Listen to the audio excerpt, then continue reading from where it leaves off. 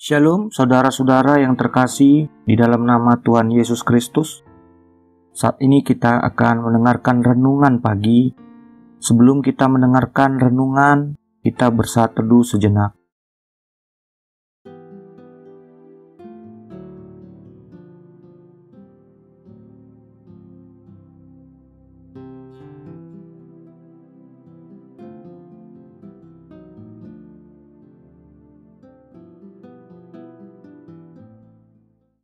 Amin.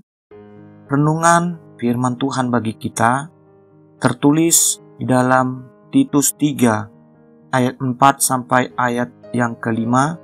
Demikian dikatakan, tetapi ketika nyata kemurahan Allah juru selamat kita dan kasih-Nya kepada manusia, pada waktu itu Dia telah menyelamatkan kita, bukan karena perbuatan baik yang telah kita lakukan, tetapi karena rahmat-Nya oleh permandian kelahiran kembali dan oleh pembaharuan yang dikerjakan oleh Roh Kudus.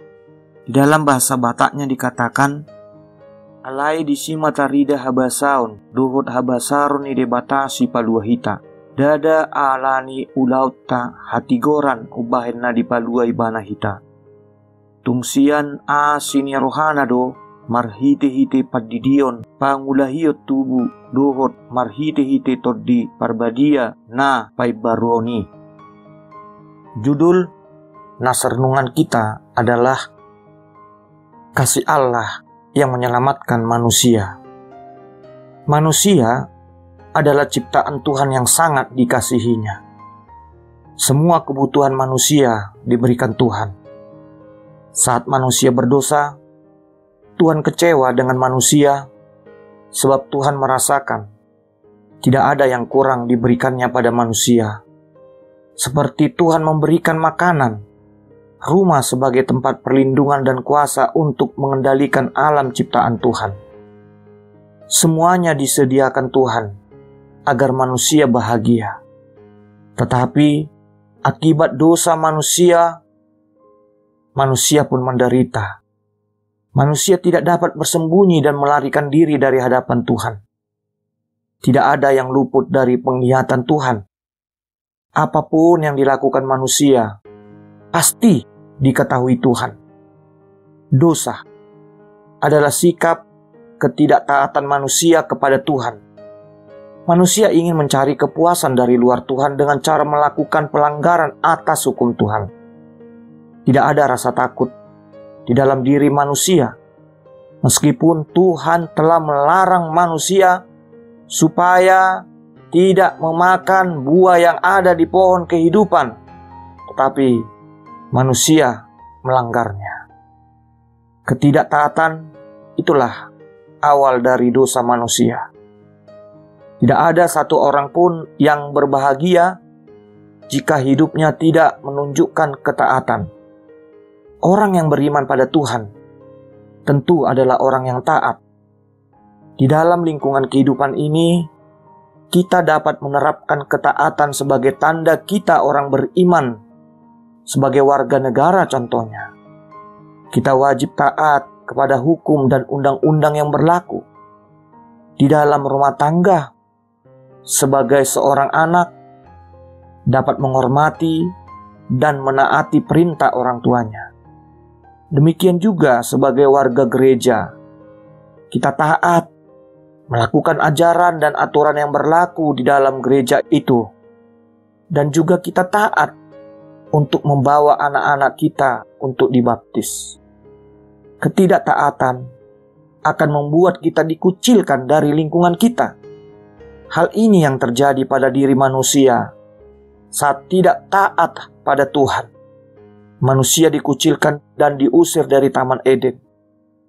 Meskipun manusia telah melanggar perintah Tuhan, Tuhan tetap menunggu pertobatan manusia. Bahkan Tuhan rela mati di kayu salib agar manusia mau bertobat dan kembali ke hadapan-Nya. Begitu besar kasih Allah bagi manusia. Dia menebus dosa kita agar kita dilayakkan datang ke hadapan-Nya.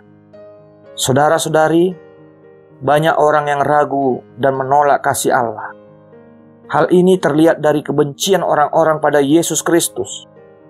Yesus tidak dipercayai lagi sebagai Tuhan yang hadir untuk menyatakan keselamatan bagi manusia.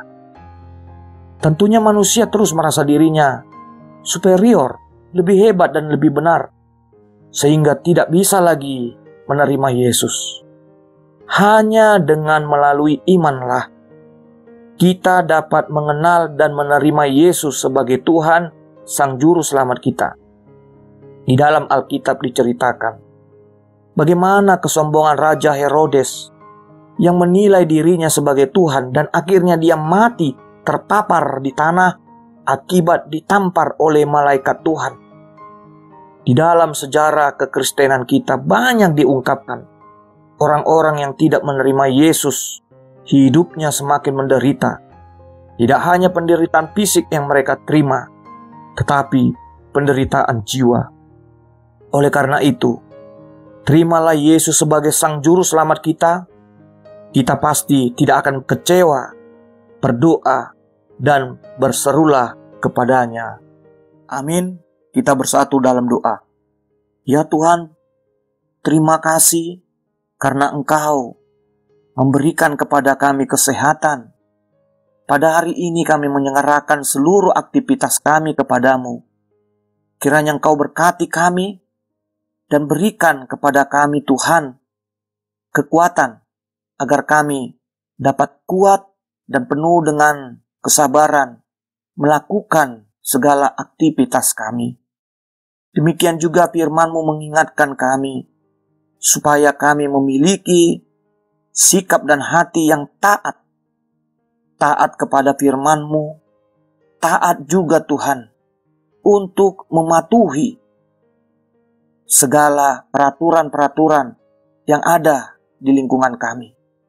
Tuhan, kami berdoa kepadamu, ampunilah segala kesalahan yang kami perbuat.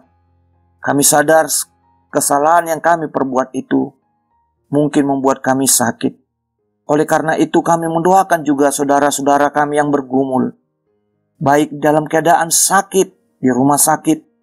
Kiranya Engkau sembuhkan mereka. Berikan juga Tuhan penghiburan, kekuatan kepada keluarga yang menjaga saudara kami yang sakit itu.